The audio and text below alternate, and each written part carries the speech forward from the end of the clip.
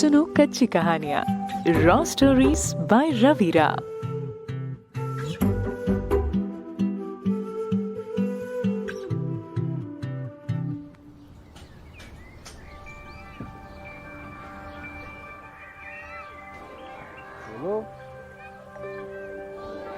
कहते हैं music is all about mathematics, और गणित में तो ना मैं हमेशा से ही बुरा था। मतलब जैसे तैसे मैंने 5वीं में 12 तक का पहाड़ा याद कर लिया था, लेकिन 13 के पहाड़े का पहाड़ चढ़ा ही नहीं जा रहा था भाई। और 5th क्लास में ना अगर किसी को 13 का पहाड़ा याद ना हो तो वो उल्लू, गधा, मुर्गा सब बन जाता है। मेरे टीचर ने कहा 13 पंजे कितने? 13 को 13, 13 दूनी 26, बस आगे आता नहीं था। टीचर ने बोला उल्लू के बट्टे, गधे, मुर्गा बन जा जाके। वैसे तो मैं बाहर चला जाता क्लास के, लेकिन उस दिन पता नहीं मुझे क्या हुआ। मैंने कहा सर उल्लू या गधा बनना होता तो मैं जंगल में चला जाता ना, आपकी क्लास में आया हूँ, इंसान बनाओ मुझे। ये बात ना वैसे किसी दीवार पे लिखी जा सकती है। ओपन माइक में बोलूंगा तो तालियां भी बजा देंगे लोग, लेकिन सर को पसंद नहीं आई थी।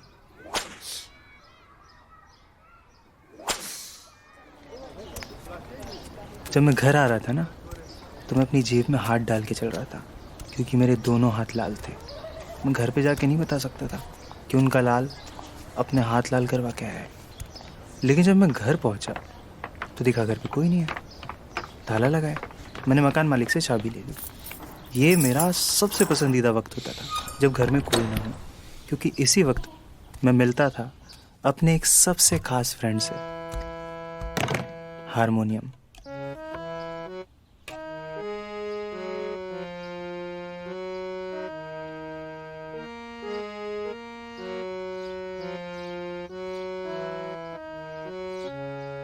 पापा अक्सर बोलते थे मुझे कि हारमोनियम बजा के दिखा, पर मैं डरता था। मैंने एक काम भी तो ठीक से नहीं किया था बचपन से। अब हारमोनियम उनके सामने गंदा बजाता तो निराश हो जाते यार।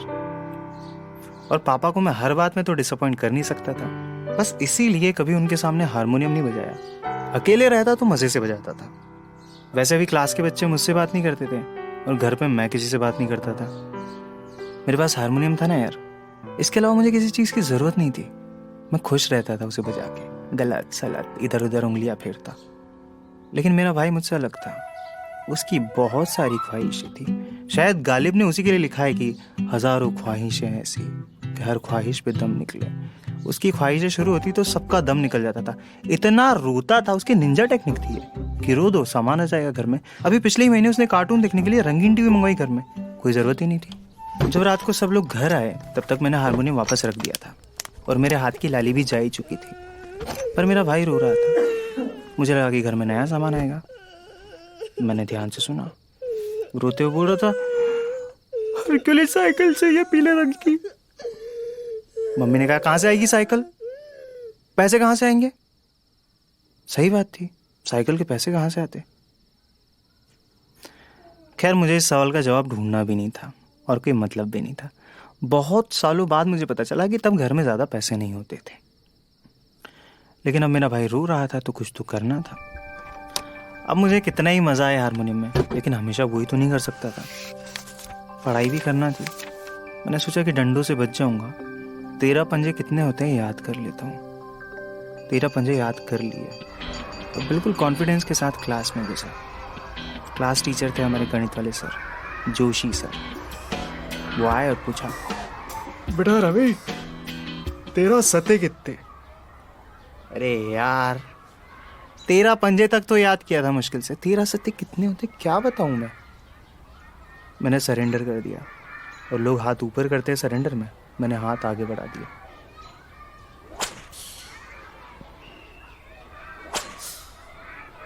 वही हाथ लाल थे, जेब में रखे थे, घर जा रहा था ताकि घर वालों को दिखे ना कि मेरे हाथ लाल है। लेकिन जब घर पहुंचा तो देखा कि आंगन में एक पीले कलर की चमचमाती साइकिल खड़ी है। शशि की जिद पूरी हो गई थी। मैं साइकिल के पास गया और उसे टच किया। इतने में शशि अंदर से भागता आया, ए हट मेरी साइकिल। बोला हाँ ठीक है ठीक है। तो बुरा लगा भीतर, अबे तेरी साइकिल है, टच ही तो कर रहा हूँ, चला थोड़ी रहा हूँ। सुंदर साइकिल थी वैसे। बट मेरे पास हारमोनियम जो था, मैं अंदर घुसा, वो देखा कि घर में कोई नहीं है। मैं खुश हो गया। मैंने शशि की तरफ देखा, क्यों मम्मी कहाँ है? मम्मी गाँव, पापा गाँव, दीदी गाँव। उसने जवाब दिया, सब लोग गाँव पे थे, अब तो मजा आने वाला है। मैंने बस्ता खटिया पे फेंका, भागा और खटिया के नीचे झुक के देखा। मम्मियों की आदत होती है वो चीजें इधर उधर रख देती हैं, जिसे वो कहती हैं संभाल के रखा है, लेकिन हमारे लिए तो खो जाती है ना। मैंने किचन में देखा, संदूक में देखा, स्टील के डब्बों में देखा। जब हमारी कोई खास चीज खोती है ना, तो हम उन जगहों पे ढूंढते हैं जहां उनका होना पॉसिबल ही नहीं होता। बट एक उम्मीद रहती है कि शायद यहाँ हो। हारमोनियम मिला नहीं। पीछे से साइकिल की घंटी की आवाज आती है।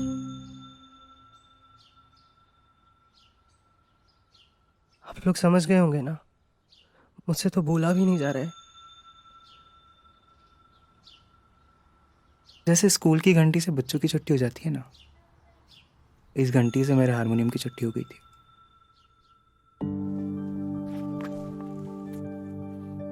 मैं चुपचाप खटिया पे बैठ गया और बैठा रहा। बैठे बैठे मैं सोचने लगा कि अब मुझे गणित पे ही ध्यान देना चाहिए। रात को सब लोग आ चुके थे गांव से, सब खाना खा रहे थे। मम्मी ने मुझे खाना परोसा। निवाला अंदर जा ही नहीं रहा था। मैंने शशि की तरफ देखा, बहुत खुश था। सब लोग चुप थे। खुशी थी साइकिल आने की, लेकिन पता नहीं, एक चुप्पी थी, एक उदासी थी। मम्मी ने चुप्पी तोड़ते हुए कहा, 4,000 में बिक गया हारमोनियम। 2,500 की साइकिल आ गई और 1,500 रुपये बच भी गए। महीने 1.5 महीने का खर्चा चल जाएगा।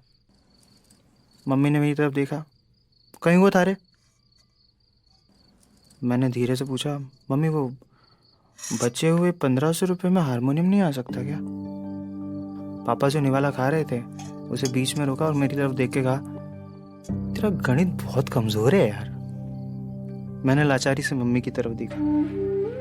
मम्मी ने उम्मीद से पापा की तरफ देखा। पापा ने गुस्से में मेरी तरफ देखा। मैंने डर से खाने की तरफ देखा और फिर किसी ने किसी की तरफ नहीं देखा।